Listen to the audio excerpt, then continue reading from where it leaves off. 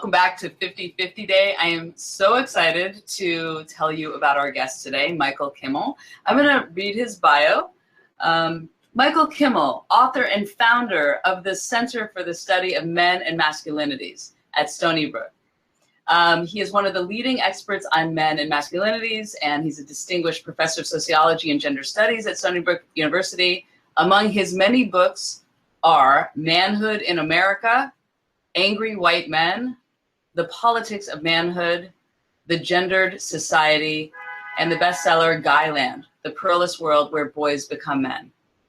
So, Michael, our goal with this day is to have it be a global conversation for men, women, all genders, however you identify. We feel like this conversation is only going to move forward of getting to 50/50 if men want it as badly as we do. Right. And I feel very lucky. I had a feminist father and mother and married to a wonderful man named Ken Goldberg who has a strong mother and strong sisters. Mm-hmm. So it was ingrained. But I would love to hear where you think we are in this issue today, 2017. Sure. Well, first of all, let me tell you, it's just a joy to be with you, and this is a historic event, and I'm really happy to be part of it. I think where we are today is I think we know what you would call the moral imperative case, which is to say we know that gender equality is right, it's fair, it's just, it's democratic. We all know that. And if you boil down gender equality into sort of its primary ideas, most people agree with them.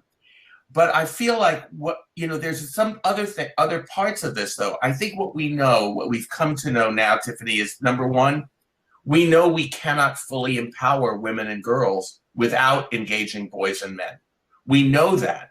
So men's participation in this struggle is essential.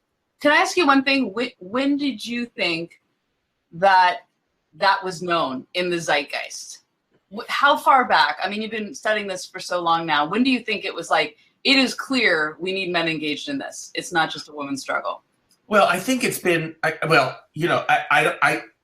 ask you, name one reform that women wanted that didn't require men's support, like the vote. So on the one hand, we've always known it, but we haven't really known it and owned it. We haven't really owned that idea. That is what owning it. Yeah, and that I think is relatively recent in the past couple of decades when we've begun to work with men around violence against women, for example, saying this is not a women's issue, this is a men's issue, or think just ideas like that.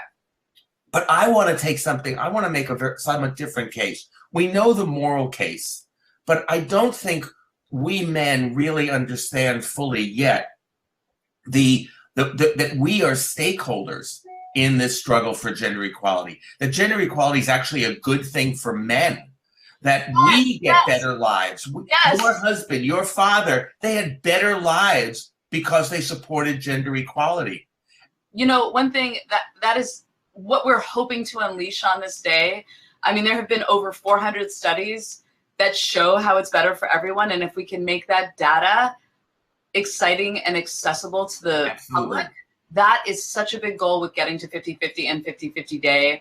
We have a lot of resources available, and we have a lot of lists of websites that are working towards this goal, but it's like unleashing the data on how it is better for everyone. That's so important. It is important that we're stakeholders in this fight. It's not just us being nice to women or rescuing women or any of that. It's really about us as well.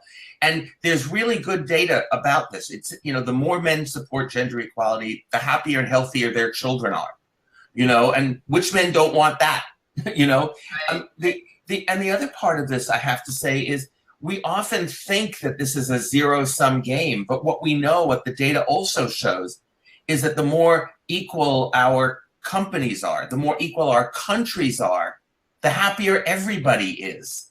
So this is really not a zero sum. This is really a win-win. But here's one thing that's really interesting, and I think this is the way into that, Tiffany. The best predictor in corporations, the best predictor of an executive supporting diversity and inclusion is having a daughter. Oh. Right? So here's the place where we come in. We know it's right and fair and just, but we also know we men are genetically connected to women. Every one of us. We all know what it feels like to love a woman and want her to thrive, because we're fathers, we're sons, we're husbands, we're partners, we're friends, colleagues, lovers, Yes! grandfathers, grandsons. Yes! We know. So my feeling is we don't have to tell men to do anything differently. We have to tell them that what they're doing in private, supporting their wives, supporting their daughters, supporting their moms, they just have to do it in public. You know, yes. Yes, that is so beautifully put. And yes, okay. So you went into parenthood, and I have a lot of friends, and actually Julie Hermelin, who's a co-founder of 50 Day, and Sawyer Steele, who's another co-founder, they both have sons. And I get this question a lot when I'm talking. I do too. What do you say to the sons? And I heard Anne-Marie Slaughter said this great thing about, we usually say to our daughters, you know, how are you going to integrate work-life balance? But we never say it to our sons growing up. And that's something that we should start young and early, which I love. But I'm sure you've thought about this a lot. Like, what can all the people viewing, the millions of people that are viewing, what can they say to their sons all throughout their growing up to instill these ideas? I mean, parenting is modeling behavior, so obviously in what they do, but I think there is a lot of strength in what we tell them. So I would love to hear what you have to say about that. I think I might flip it, Tiffany. I think I might ask the kids to tell us what we need to know, because here's what we know about the young kids. Right. Every guy I talk to on college campuses, every single one says, I really want to have a great career and I want to be an awesome dad. They're already thinking this way. They're already, they are further along on this path in some respects than their parents are. I think they lead us on this one. I think we have to say as grown-ups, what do you kids need from us in the corporations, in the businesses, in the organizations that we inhabit, that we run? What do you need from us to be able to live the kind of life you want to live? Because the best news we have is if you look at the corporate data, if you look at young kids coming out of college, coming out of business school, they want the same things. They all want to be able to balance work and family, have great careers, have great family lives. So the profiles of young people is that there's nothing even remotely close to Mars and Venus. We are Earthlings. We want the same things. And so our job as grown-ups is to say, what do you kids need from us so that you can do this? You need better policies. You need, changing workplace culture. You need to know that the companies are going to support this kind of, your ability, your will, your desire to balance work and family. You need policies like national health care that is going to absolutely make it possible. Because the other thing, these young kids are going to turn around and say, well, Mom, Dad, you guys are going to get old, and I'm going to have to take care of you as well as taking care of my kids. And we're all going to be sandwiched, and we all have to navigate that. You've got to help us do that. You've got to develop policies so we can do that. So tell me what you feel are the glimmers of hope besides the youth, because I think that is a big one, that they're the most comfortable with the fluidity of gender. I completely agree with that. That's such an exciting revolution that I feel like it's just happened in the last 10 years.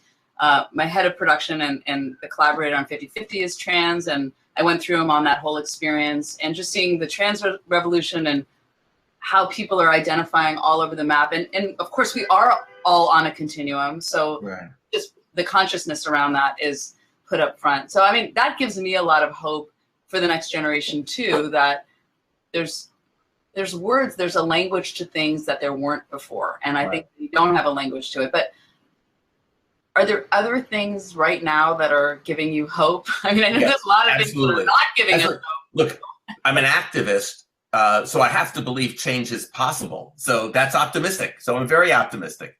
Here are two things that give me hope. Number one, going back to young people, what is the biggest change in young people's lives from 25 years ago?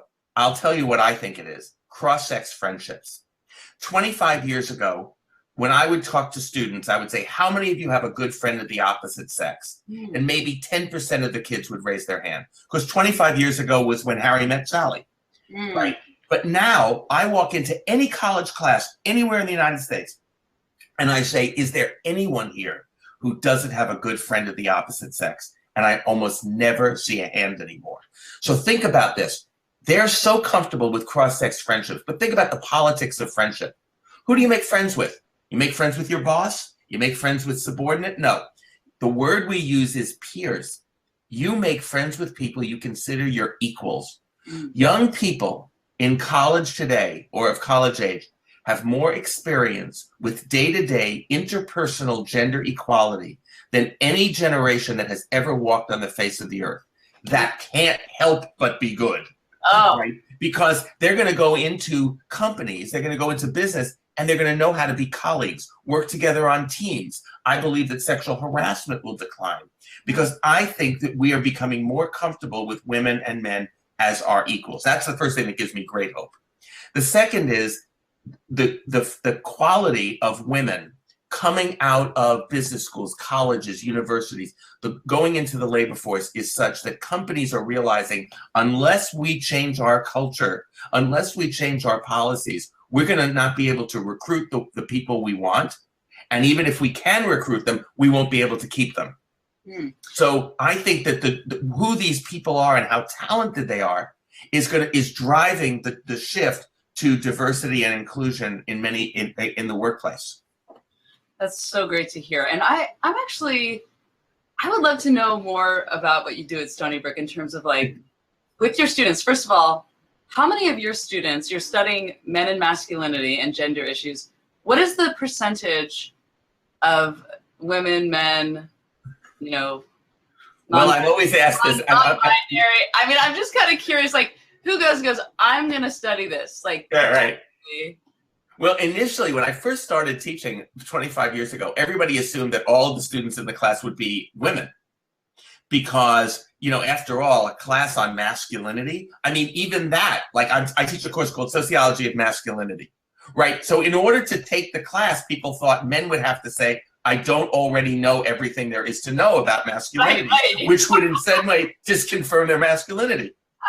So I've always had about 60% women and 40% men in my classes. Now, what's interesting about that, of course, is that in the social sciences, in general, it's about 60-40 anyway. So my makeup of my classes is exactly the national average of data on social science students. In the past 15 years, there has been a kind of moving of that continuum, not only men and women, but a large number of students who sort of are playing or exploring different possibilities, different positions on that continuum. That's been a relatively recent experience for me. That is so fascinating. Well, I could talk. I need to have a long meal with you. All right. I mean, I'm going to come visit because you're at the forefront of this work. We need more men like you that want to tackle this issue and figure out ways to help us get to 50-50. Our goal with this day is to push the conversation forward, and you're doing so much work in that space. So first, thank you. Well, thank you. And I can't wait to meet in person. But let me just say one. Yeah. I don't think I'm all that unusual. I think most men really do support gender equality if you ask them about their families. So, I mean, actually, that's a great kind of closing thought for everyone watching, is that how do you bring that private into public? Yeah. How do you expand the way that they are in their private space to their public sphere? Right. I mean, do you have any kind of advice for that? I do. I think, we talk about, they talk the talk, but can they walk the walk? I think the project for men now is to talk their walk.